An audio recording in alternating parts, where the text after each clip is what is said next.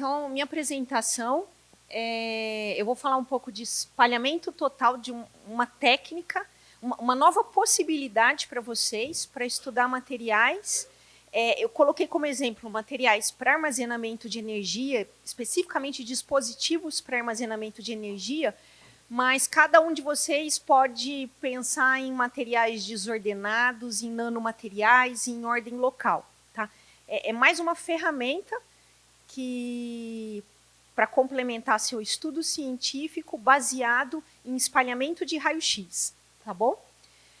Então, primeiramente, a motivação, né? Que aí eu vou colocar como prova de conceito, né, do uso da técnica, um estudo de materiais que estão, ou dispositivos que estão extremamente em alta hoje em dia, né, que além de produzir energia limpa, que é o que todo mundo quer para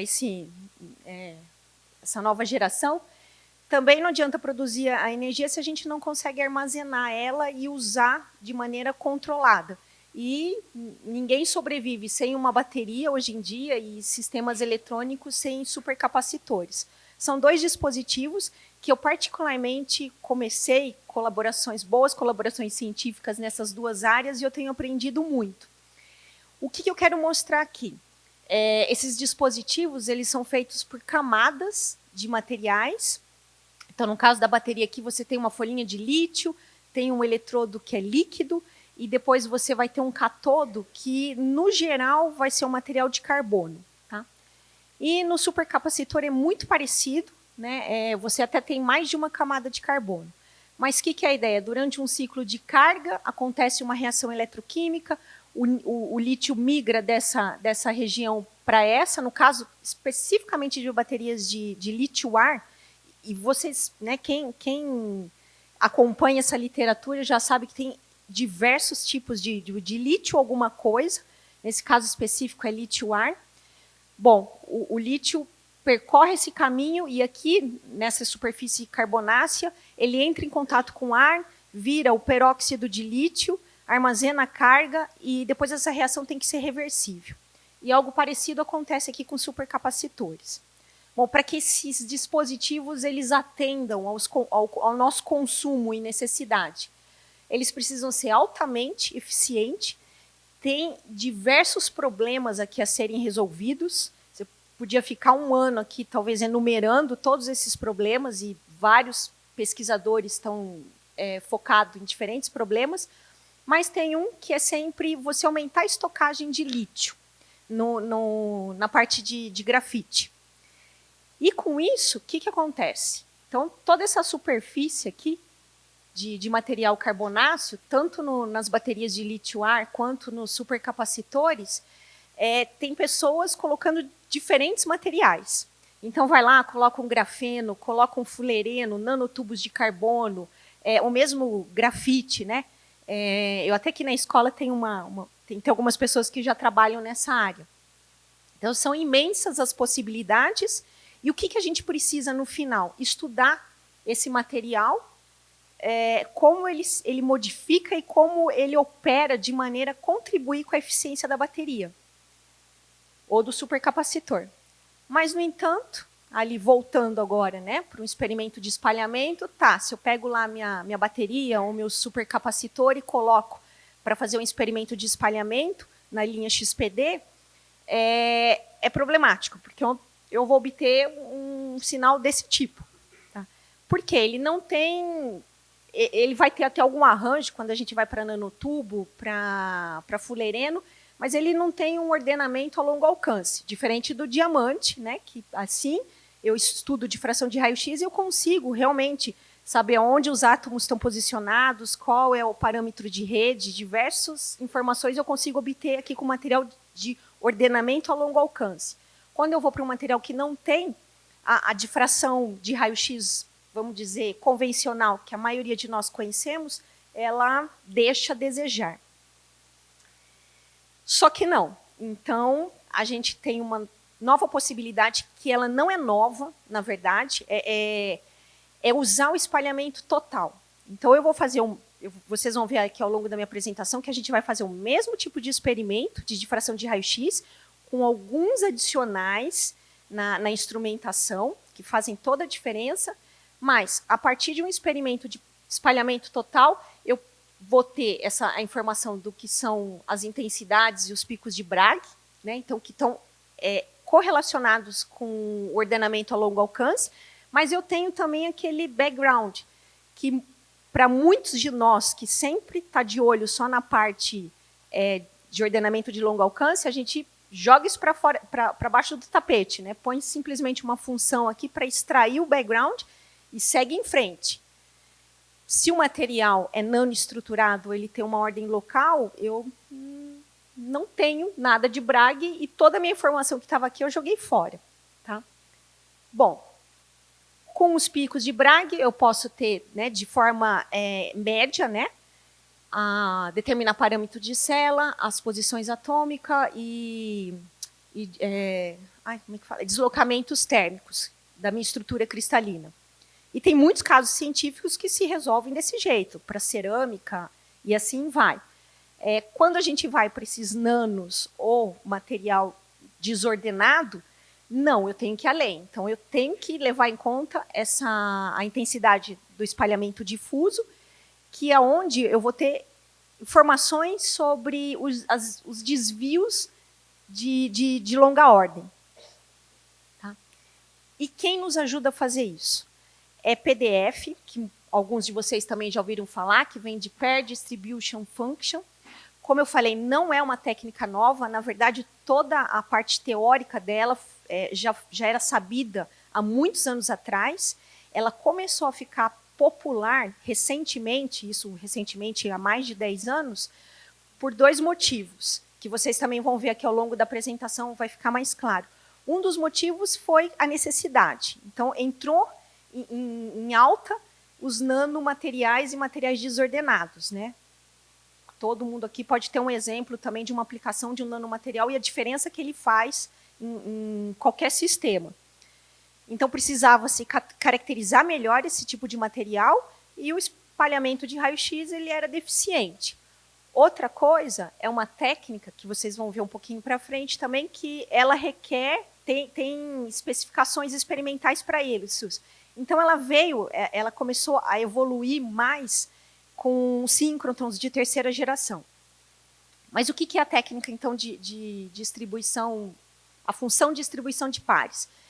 Então, é um tratamento matemático, basicamente, que é feito a partir de um experimento de espalhamento total. Tá? E o que a gente obtém? No final, eu termino, né, se eu fizer todo o meu tratamento matemático, eu termino com um gráfico desse, onde eu tenho uma função de R versus R, onde R é distância interatômica, e cada um dos picos desse, então, colocando aqui um sistema exemplo, cada um desses picos estão mostrando essas distâncias entre pares aqui. Então, no caso desse primeiro pico aqui, a 1,42 angstroms, é exatamente esse parzinho aqui.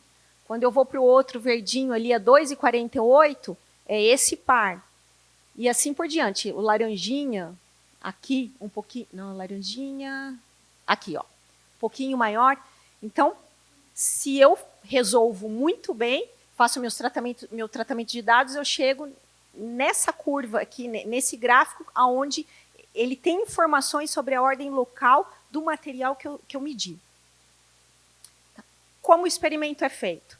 Como eu já adiantei um pouco, é um experimento convencional. Eu vou lá, tenho minha amostra, que ela pode ser ordenada, desordenada ou semi-ordenada, incido o raio-x, tem um detetor de área na frente, e o que eu vou obter é o espalhamento total dela. Né? Vocês já viram isso aqui nas aulas da semana passada. Né? Eu tenho aqui meu vetor Q, que é o vetor de espalhamento. E o que eu faço? O que é importante, né? A intensidade desse espalhamento aqui, vocês já viram isso também, ele é uma função do fator de espalhamento atômico e do fator de estrutura. Então, isso tudo já está lá. A hora que eu fiz meu experimento e coletei de maneira adequada meu resultado, eu já tenho que, na minha intensidade, eu tenho esses 2 fatores. Tá? O que eu faço a partir daí, então? Eu integro, né, esse sinal aqui do meu detetor, integro fazendo uma integração azimutal e obtenho o meu seria o meu difratograma de raio-x, que a gente está acostumado, só que numa condição especial, que eu fiz esse experimento, que logo vocês vão ver, e tenho aqui meu resultado. É a partir dele, então, que eu vou fazer esse tratamento matemático, porque eu vou precisar isolar aqui meu fator de estrutura, que é onde está aquela informação do espalhamento difuso e que está correlacionado com esses pares de átomos. Tá? Então, obtenho lá meu difratograma, aí eu faço um primeiro passo do tratamento de dados para obter essa função, o fator estrutural do espalhamento total reduzido, e depois dele eu aplico uma transformada de Fourier e obtenho aquele histograma, né, dos picos dos pares atômicos do meu material, que independe se é organizado ou não. São todos os pares atômicos que eu tenho ali na estrutura do meu material. E isso aqui é o que a gente chama de análise de PDF. Então, cheguei ali no meu resultado, minha análise de PDF. Agora, eu posso olhar isso e entender como localmente o meu material está... talvez não seja nem certo falar a palavra ordenado, mas como ele é localmente. E o que a gente pode tirar de informação logo que obtém essa função PDF? Então, tem várias informações. Com a distância, então, a posição do pico para PDF, eu tiro, então, a média dessas distâncias interatômicas, como vocês viram lá no primeiro exemplo, né? A distância entre um parzinho, a ligação química ali entre o parzinho de átomos. Com a largura, a meia altura do pico, eu posso determinar a desordem estrutural, porque se essa posição do pico aqui ela está relacionada a um par de átomos, se isso foge um pouco se eu tenho uma distribuição nessa distância, eu estou avaliando a desordem do meu material. Tá? Com a integral da área do pico, eu consigo determinar propriedades de coordenação e também quantificar esses pares de átomos. E com a queda, porque a função ela tem, né, um caráter que ela parece tem um envelope, ela tem intensidades grandes. Quanto mais pares daquele tamanho, daquela distância, eu vou ter uma intensidade maior. À medida que esses pares vão acabando no meu material, eu tenho uma queda. Com isso, dá para a gente determinar também, estimar o tamanho de partícula que está lá no espalhamento total. Uma vantagem dessa técnica, ela não é seletiva ao elemento. Então, na verdade, como a gente já teve uma discussão breve aqui sobre PDF, que o Gustavo estava presente, e ele enumerou várias vantagens em relação à técnica de Exafs, que é uma técnica que acaba também fornecendo informações desse tipo. E eu coloquei, na verdade, como talvez uma vantagem, e às vezes pode ser uma desvantagem, ela não ser elemento seletiva, porque você vai ter o sinal de tudo que tem ali no seu material espalhando, mas no final, às vezes, você tem muita sobreposição e fica difícil depois isolar um de outro. Né? Mas também pode ser uma vantagem, porque você não precisa nem de grandes preparação de amostra, assim como a parte de Exafs requer para você fazer o experimento, ela não precisa, e você já tem toda a informação de uma vez só ali. Tá? Os requerimentos experimentais que eu falei para vocês. É um experimento de espalhamento total, tá? Por que ele não é, então, esse experimento que a gente pode fazer na linha XPD? Primeiro, a gente precisa... é uma técnica que ela requer muitos fótons.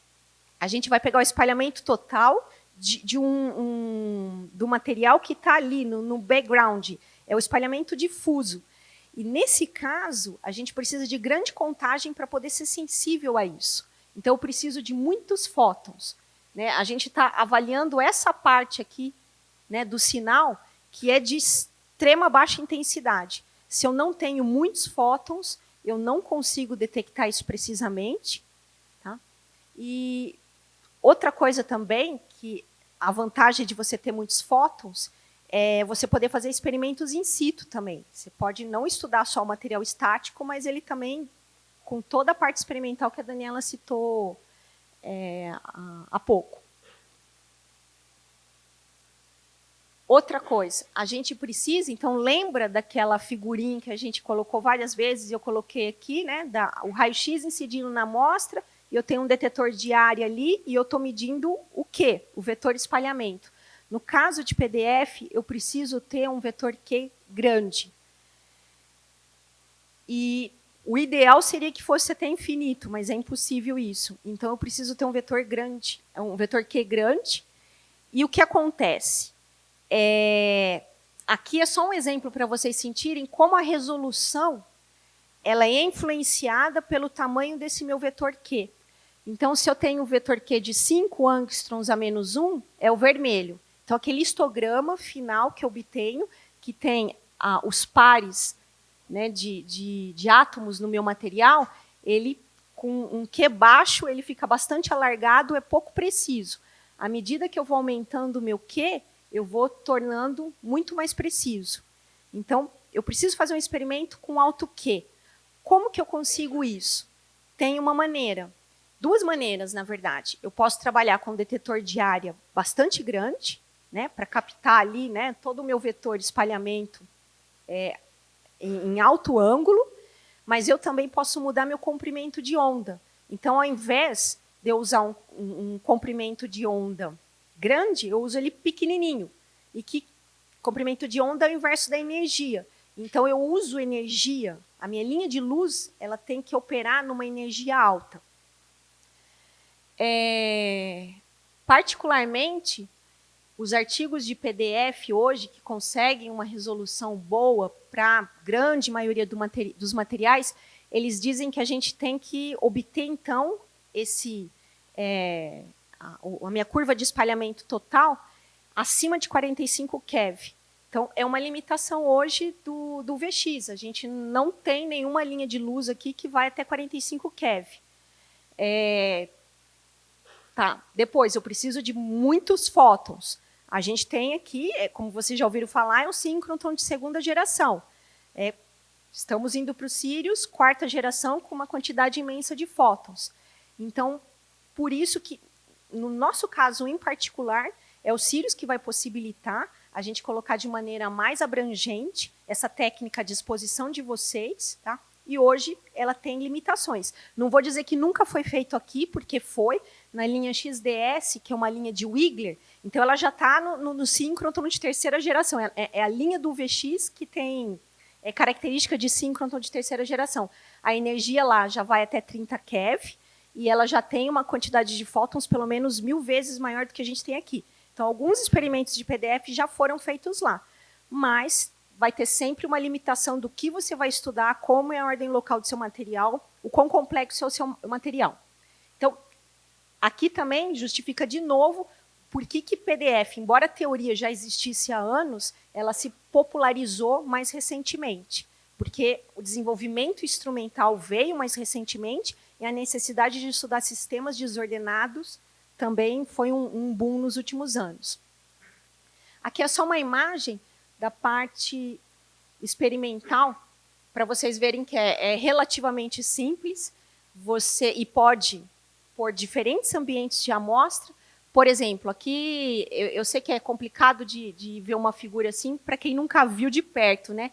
Mas nada mais é que uma celinha capilar, então, que nem a Daniela mostrou, que nem as pessoas que foram lá na linha ontem eu mostrei também, um tubinho de quartzo que você põe seu material lá dentro. No caso aqui, ele tem duas resistências, uma em cima e uma embaixo, para fazer o aquecimento. Isso tudo é instalado ali numa linha de luz. No caso aqui foi no APS, que é um síncrotron dos Estados Unidos, e ele é uma linha dedicada à técnica de PDF. Ela opera em aproximadamente 58 ou 86 keV. Então, é bem alta energia, com esses lambdas bem pequenininhos. Então, você coloca a sua cela de reação ou sua amostra, se você não tem interesse em fazer nada in situ operando, pode ser só um capilar com a sua amostra, coloca ali, incide esse raio-x super energético nela e na frente você põe um detetor de raio-x. Como eu não tenho interesse em obter picos de Bragg aqui, eu vou obter. Eventualmente, eu vou obter esse pico de Bragg, mas eu não preciso de resolução para eles, porque o que eu quero trabalhar é com espalhamento difuso. Então, eu pego o meu detetor, ponho bem próximo à minha amostra aqui. Provavelmente, a gente jogou o detetor para longe para poder pôr a cela, mas depois ele vem para bem próximo e eu meço. Aí eu posso passar gás, aquecer e vou medindo continuamente. Em linhas como essa, né, dependendo, é claro, sempre do material, mas você vai obter uma curva de espalhamento total em questão de segundos. Né? E de lá eu saio com quase 2 terabytes de dados para tratar. Voltando, então, para os supercapacitores ou as baterias de lítio. Então, eu falei toda a história do PDF para agora mostrar para vocês como ele foi usado, então, para tentar melhorar ou distinguir essa variedade de estruturas de carbono que as pessoas vão colocando ali nos dispositivos de estocagem de energia, visando sempre aumentar a eficiência. Aqui, um exemplo da literatura.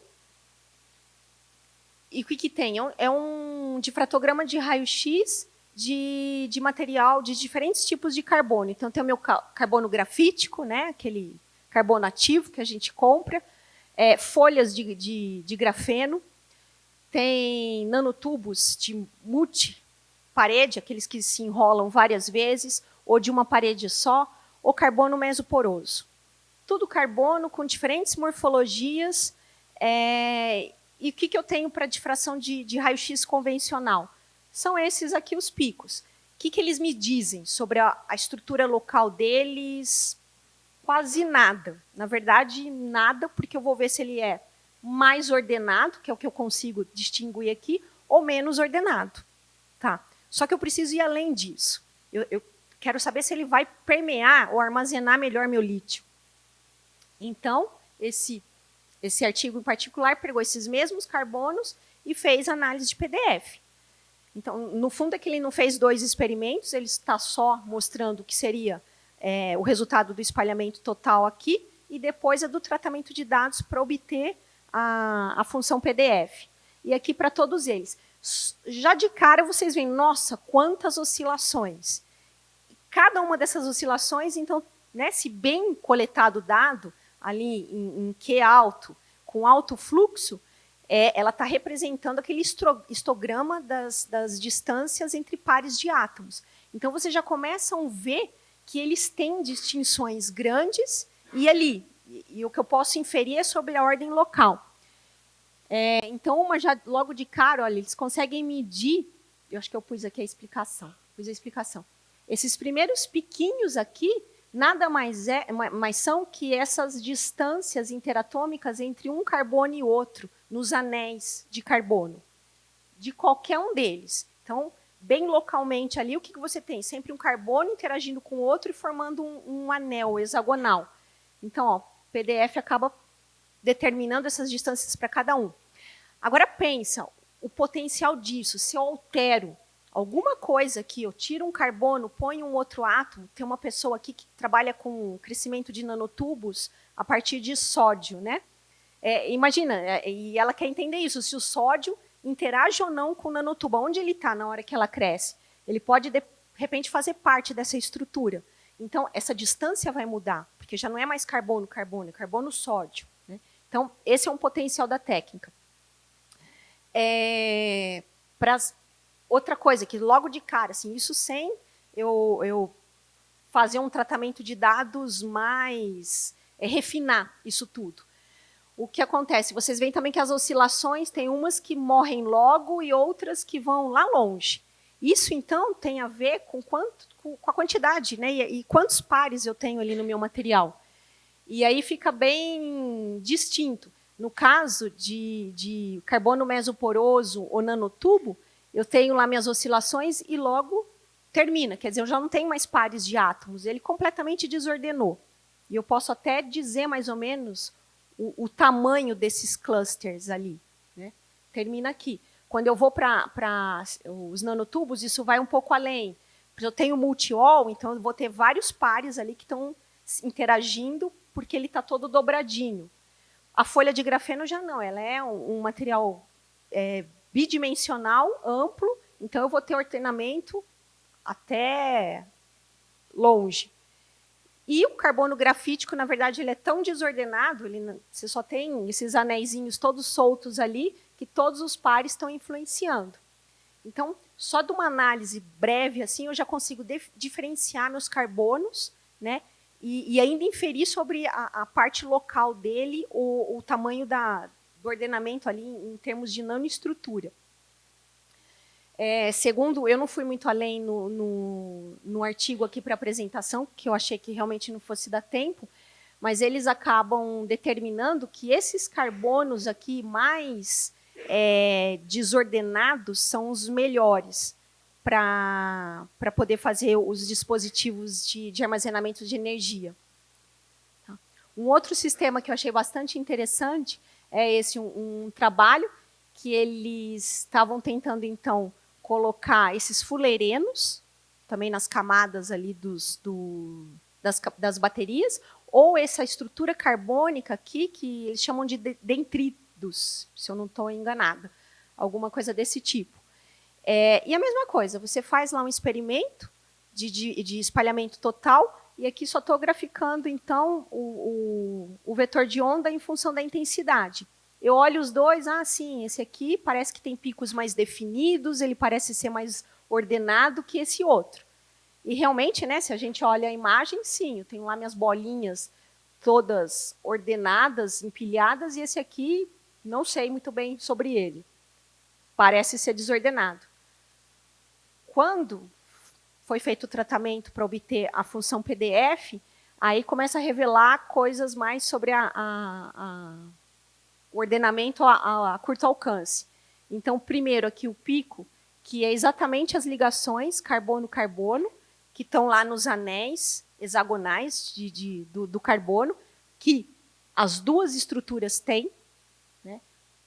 Nessa estrutura aqui, inclusive, ele consegue medir esse primeiro pico aqui, que é a ligação carbono-hidrogênio. Então, que é o primeiro parzinho dele ali, no dendrito, é o carbono e hidrogênio, que no outro não tem. Se a gente olha também o envelope da função, esse aqui termina lá, já peguei a colinha aqui para não esquecer, em torno de 7,1 angstrom, que é o tamanho dessas bolinhas. Então, olha, eu tenho lá todos os meus pares de átomos, quando termina a minha bolinha, termina a minha partícula, não tem mais por que espalhar. Então, ele dá a ideia. Imagina se a gente não tivesse essa imagem. Né? Você, pelo menos, saberia que o sistema que eu estou medindo, ele tem esse tamanho de mais ou menos 7,1 angstroms. Então, pensa no sistema nanoestruturado. Eu tenho uma informação sobre o tamanho da minha nanopartícula. Aqui, ele já vai além. E, com isso, eles determinaram que esse ir mais além é porque ele tem clusters de ordenamento nesses dendritos aqui. E eles são maiores, eu coloquei também a cola aqui, por volta de 10 angstroms. Então, uma estrutura que ela parece bastante desordenada, ou pelo menos fitas não, na verdade, agulhas de carbonos ali, na verdade, elas vão formando clusters de 10 angstroms.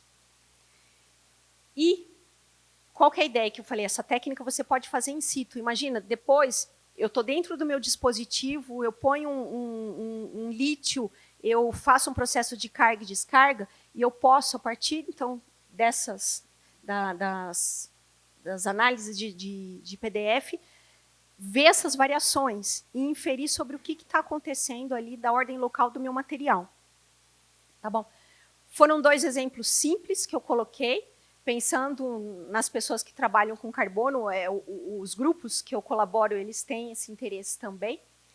E aonde a gente vai poder usar essa técnica no Sirius? É na linha ERA, que é uma linha que vai ser de alta energia. Então, ela tem todos os requisitos para poder proporcionar a técnica.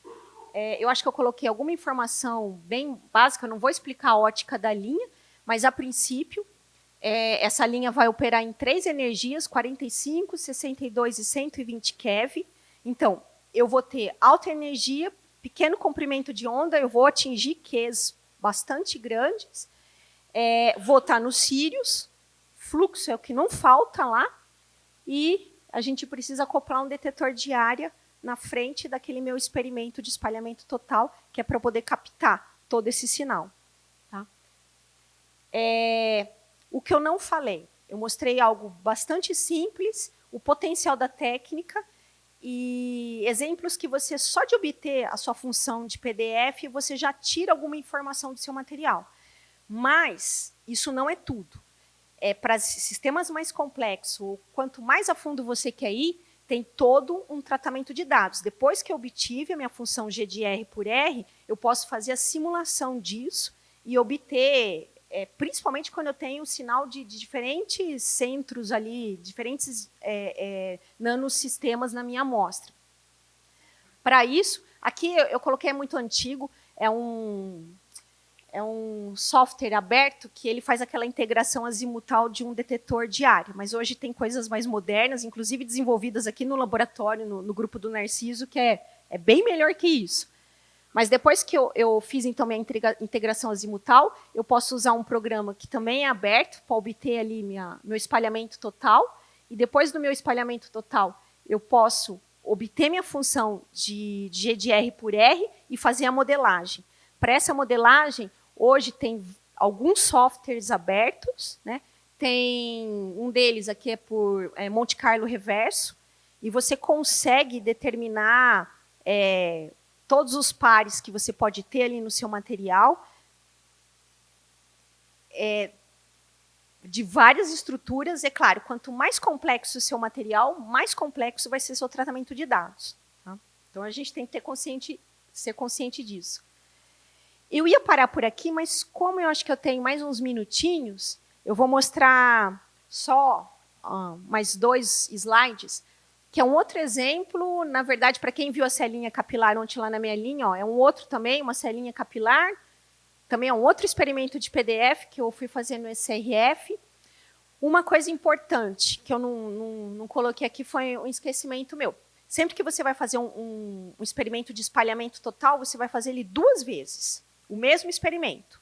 Um é com a sua amostra, que você quer depois obter a função G de R por R e estudar todas essas informações que eu falei para você, mas tudo que está na frente da amostra, entre a amostra e o detetor, vai espalhar quando eu incidir meu raio-x. Então, eu vou ter espalhamento do meu capilar, vou ter espalhamento da minha lã de quartzo, e tudo isso vai estar lá no meu sinal final.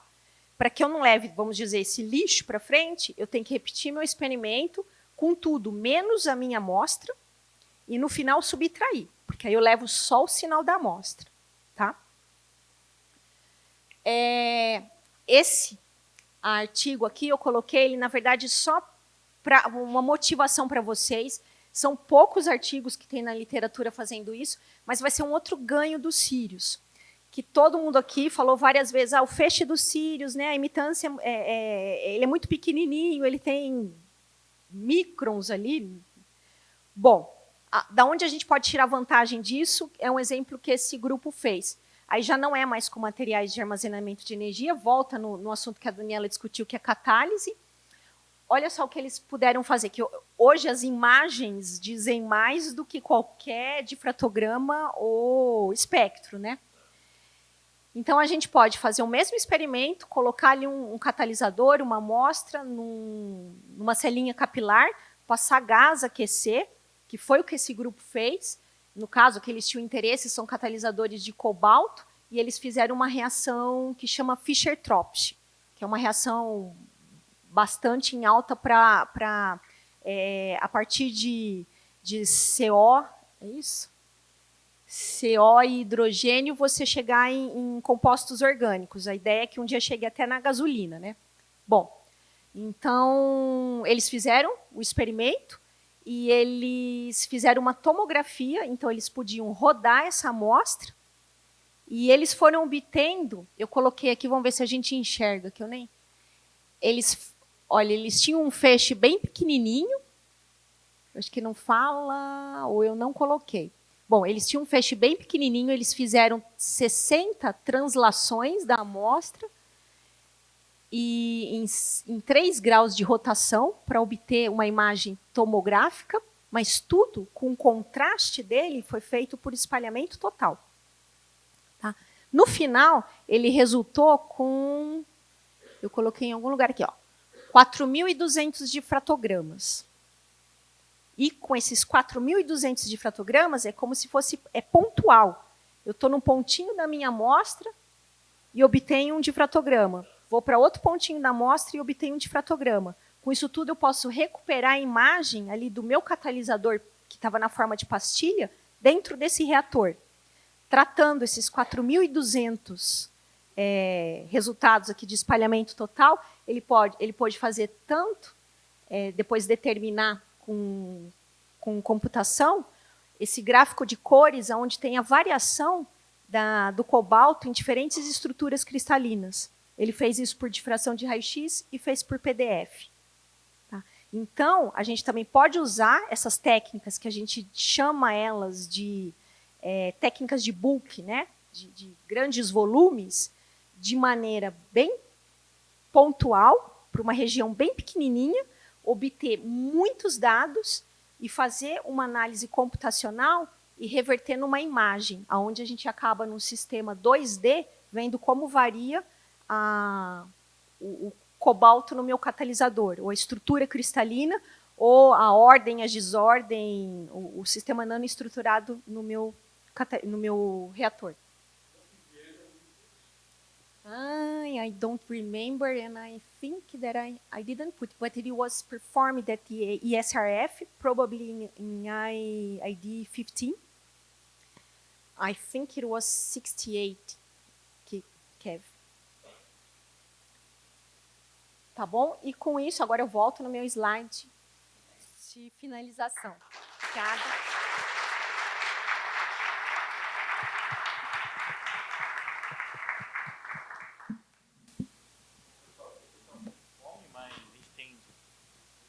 Perguntas para não chegar lá muito cedo no refeitório, né? Então vamos começar lá. Bom, Cris, parabéns. Parabéns pela palestra. Eu fiquei em dúvida, não entendi direito por que o detector de área precisa estar tão próximo da amostra. Também eu pulei várias coisas ali. Em detetores de área, a resolução é dada pelo tamanho do pixel e a distância da amostra até o detetor. Então, quanto mais longe você coloca seu detetor, maior vai ser a minha resolução. Então, se eu tenho picos de Bragg finos, que eu preciso resolver bem, eu vou jogar meu detetor lá longe e obter. Então, se eu vou para um experimento pensando que eu quero obter um modo de difração de raio-x, não espalhamento total, mas difração de raio-x, porque meu material é ordenado, e muito bem ordenado, eu preciso jogar meu detetor lá longe.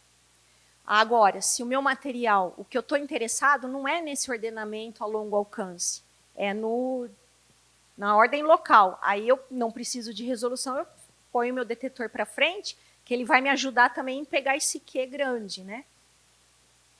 Expliquei, entendeu?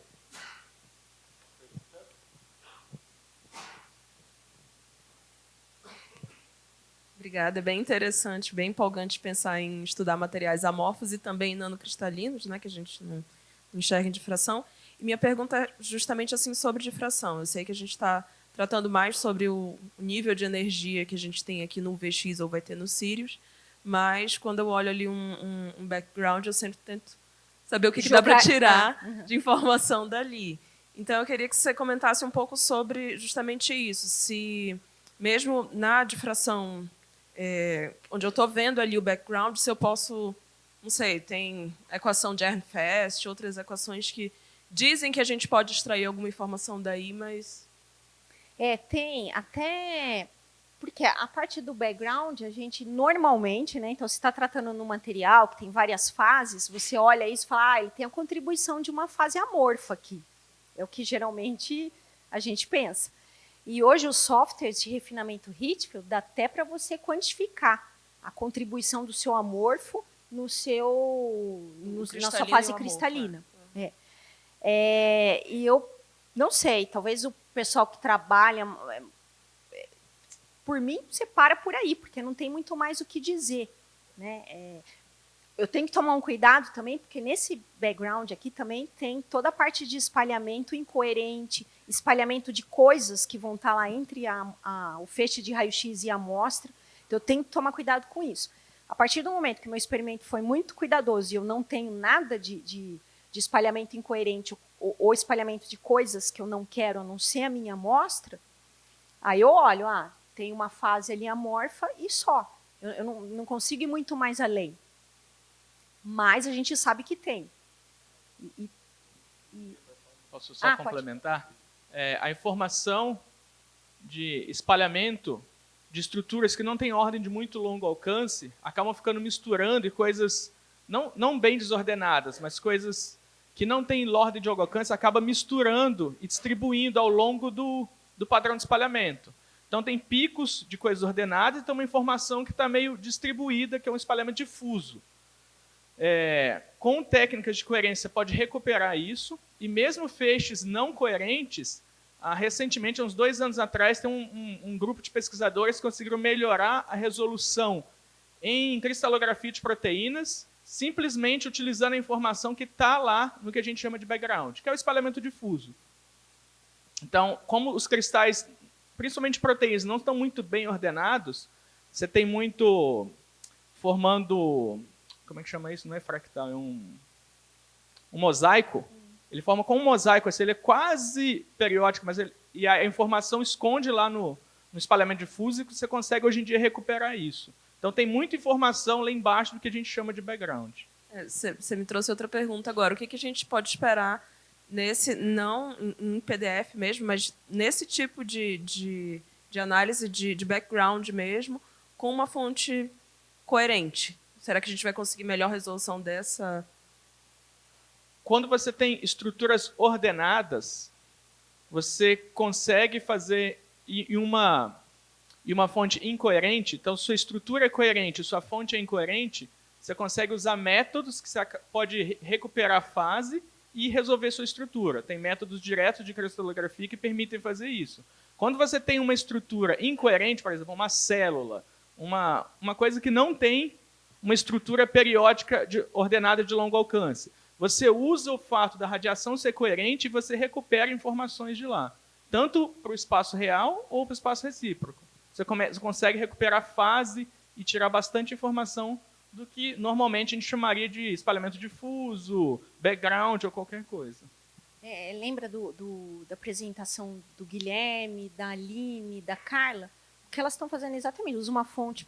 Né, Guilherme não começou assim, mas ele terminou assim a apresentação dele, baseado numa fonte coerente, estudar uma incoerência do material. E quando eu tenho aquela, por exemplo, a movimentação do átomo lá, igual mostrava naquele programinha, que desloca os picos. Se eles já são picos difusos, ver picos difusos deslocados, como é que poderia resolver isso? Não entendi muito bem. O programa...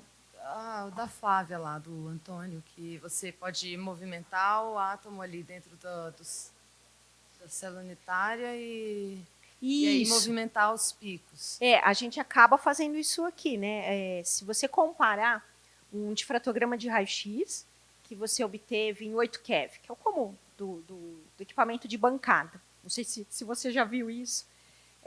Aí eu vou aqui, 8 keV é a energia da radiação.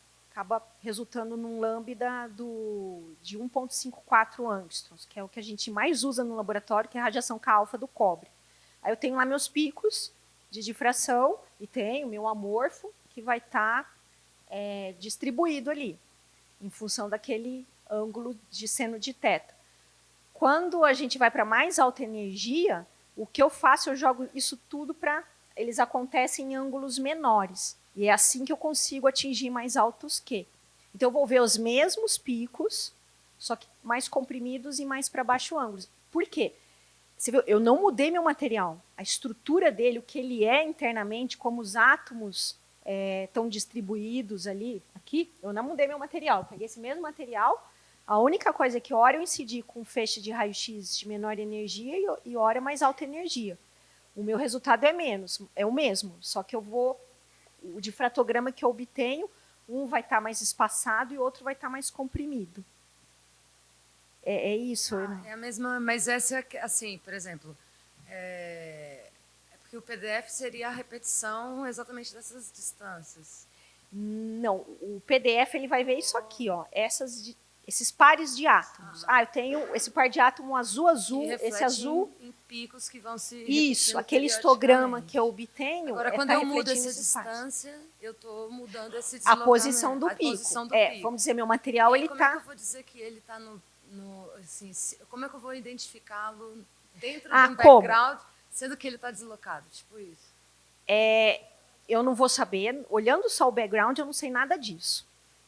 Mas eu sei que meu material sofreu uma mudança, uma deformação, ele era cristalino e de repente eu amorfizei. Vamos pensar nisso. Eu tinha essa estrutura bonita aqui, que se eu fizer uma difração convencional, eu vou ter meus picos bem determinados e posicionados ali no meu difratograma. Aí eu pego, martelo e quebro tudo isso. Aí eu só vou ter bolinha azul e vermelha de um lado, azul e azul do outro. Então, eu destruí o ordenamento local dele. Não sei se eu estou dando um bom exemplo, mas aí eu vou fazer minha análise de novo. Aí eu provavelmente perdi todos esses picos bonitinhos e eu vou ter só esse background. Aí eu sei que meu material mudou e agora eu quero saber o que mudou. Aí eu faço tratamento de dados e eu consigo, naquele histograma, determinar essas distâncias. Mas no primeiro exemplo desse aqui, se eu fizer o tratamento de dados, eu também vou ter um histograma. Só que ele vai determinar exatamente as distâncias aqui desse cristal. Tem alguém que consegue explicar até melhor isso?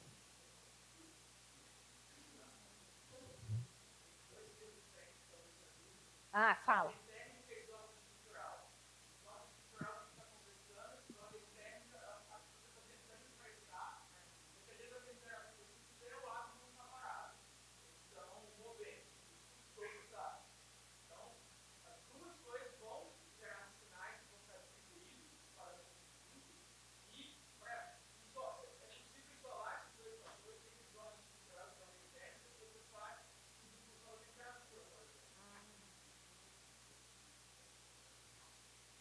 Pensar numa maneira mais simples. Então ótimo. Dentro dessa linha de armazenamento de energia, o pessoal está fazendo muito tentar unir as características de uma bateria de alto armazenamento de energia com as propriedades dos supercapacitores, que é a alta densidade de potência, na velocidade que ele transfere a energia. E com isso eles estão unindo materiais, como por exemplo grafeno e nanopartículas, ou seja, as partículas de baterias com o grafeno, que é o do supercapacitor ou o nanotubo de carbono. E com isso, eles coram nanopartículas, como eu já falei. O PDF teria o poder suficiente para entender partículas que estão ancoradas, ou seja, adsorvidas fisicamente, ou seja, que não estão ligadas quimicamente. A interação dessas partículas com o carbono? Com carbono, por exemplo, com o grafeno, por exemplo, que não está ligado, só está dissolvido fisicamente. Acho que não, porque você teria poucos... A vizinhança ali seria só onde ela está depositada. Mas a gente consegue preparar um material que está completamente revestido a folha, por exemplo, de grafeno. Se ele está aprisionado dentro do carbono, de um anel, de um tipo dendrito dentro de um cluster, aí talvez você vai ter distâncias ali entre átomos. Você vai poder avaliar isso. Mas se tiver só uma partícula ali em cima, aí, porque a interação é muito pequena. O que se usa do PDF, na verdade, para esses sistemas, é mais para entender a partícula mesmo, o que acontece com ela durante esses ciclos de carga e descarga.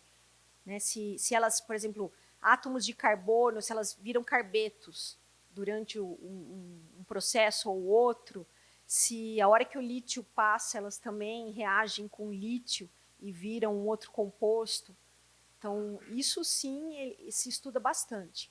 Agora, só o fato dela estar ali depositada, eu acho que tem que ter uma interação um pouco maior ali, mais ampla, para você poder ser sensível. Porque acho que é um problema que está acontecendo muito, né? A gente tem esses materiais, mas por técnicas de bancada não é possível caracterizar, por exemplo, esses materiais que estão dissolvidos fisicamente nas folhas de grafeno, no nanotubo de carbono e assim por diante. Então, ter uma técnica que seja possível entender que interação tem as nanopartículas com esses materiais carbonáceos, acho que seria Se ideal. é só uma interação física, assim, ela só está lá sentadinha, né?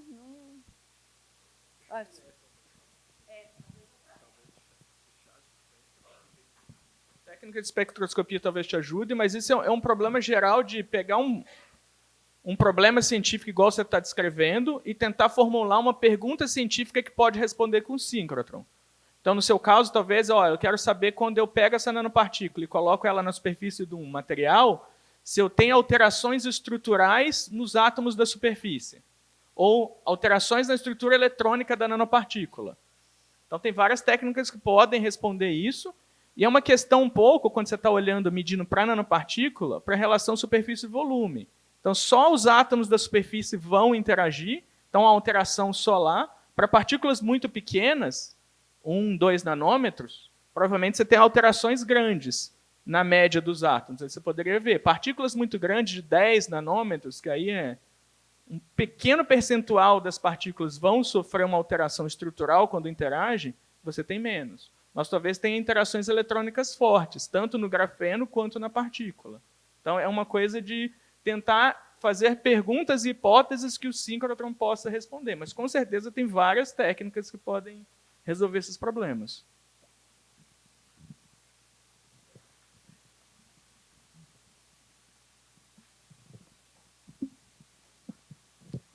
A pergunta que eu tenho é sobre os materiais de carbono, né? Você estava falando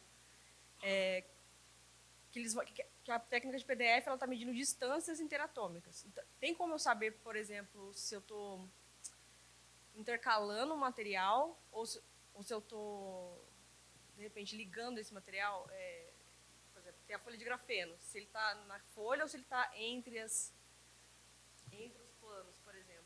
Tem. Eu não entendi muito bem. Não, acredito que você possa. Então, por exemplo, se você está intercalando ali, você vai ter aquelas distâncias de pares de átomos que você pode inferir. É só um processo de intercalação por causa da distância. Se ele está ligando quimicamente, provavelmente essa distância vai ser outra.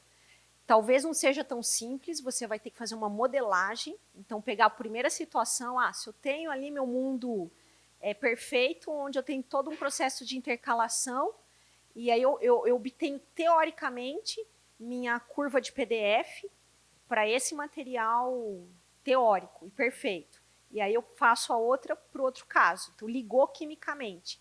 E aí eu vou ver aquelas distâncias.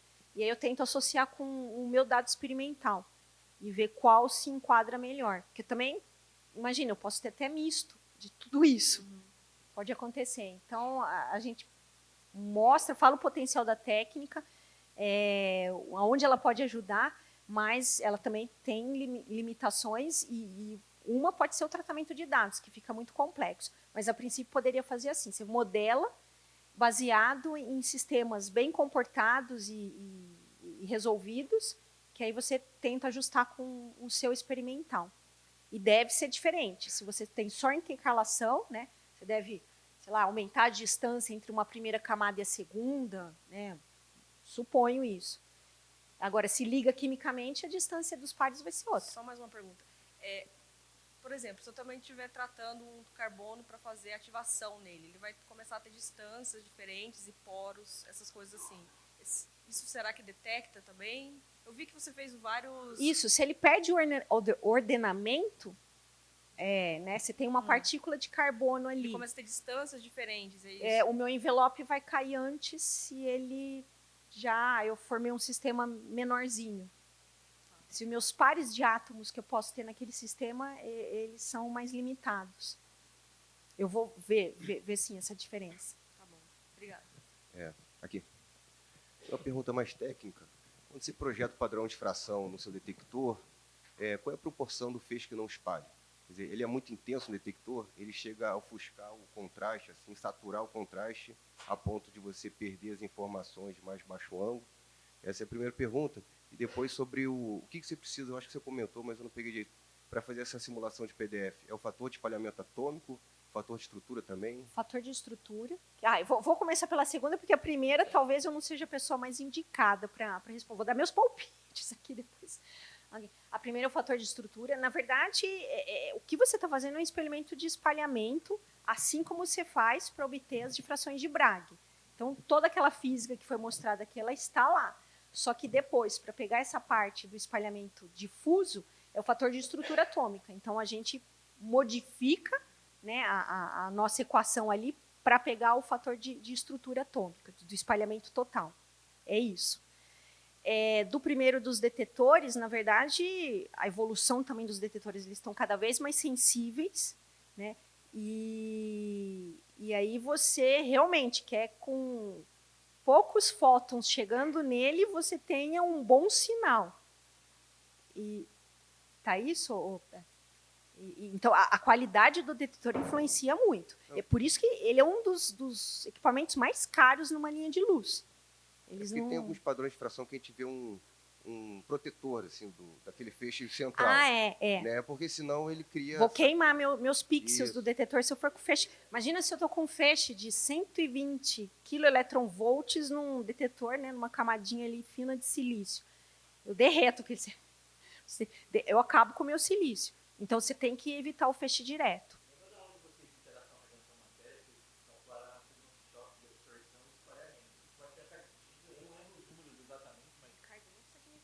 Desculpa. Mas a seção de choque de espalhamento ela é muito menor que a seção de choque de absorção. Então, o feixe que está indo direto ele é muito maior que o feixe espalhado.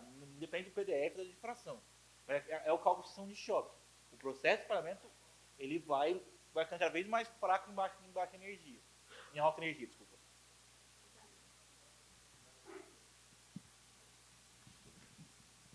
Vocês lembram, né? A seção de choque ela diminui com a... Então, feixes de alta energia interagem pouco. Então, pouco é espalhado, pouco é absorvido, uma grande parte passa direto, e você tem que fazer um anteparo que protege seu detetor. E, às vezes, é difícil isso, porque o feixe passa, inclusive, pelo seu anteparo. Tem que fazer um negócio de chumbo, e esse raio-x que é espalhado, por exemplo, no seu ambiente ou qualquer coisa, como ele não é absorvido pelo ar, ele acaba preenchendo a sala toda e pode gerar um background no seu detetor. Então, você tem que tomar muito cuidado, geralmente, quando trabalha em altas energias, para blindar um monte de coisa com chumbo, peças de chumbo grossa, porque o raio-x não é absorvido. Ele espalhou da amostra, espalhou de outros lugares, ele reflete na cabana inteira e é como se preenchesse o espaço todo com raio-x. Tem vários desafios de trabalhar em alta energia. Mais perguntas? Senão já é 1 hora, então a gente pode agradecer a Cris uma vez.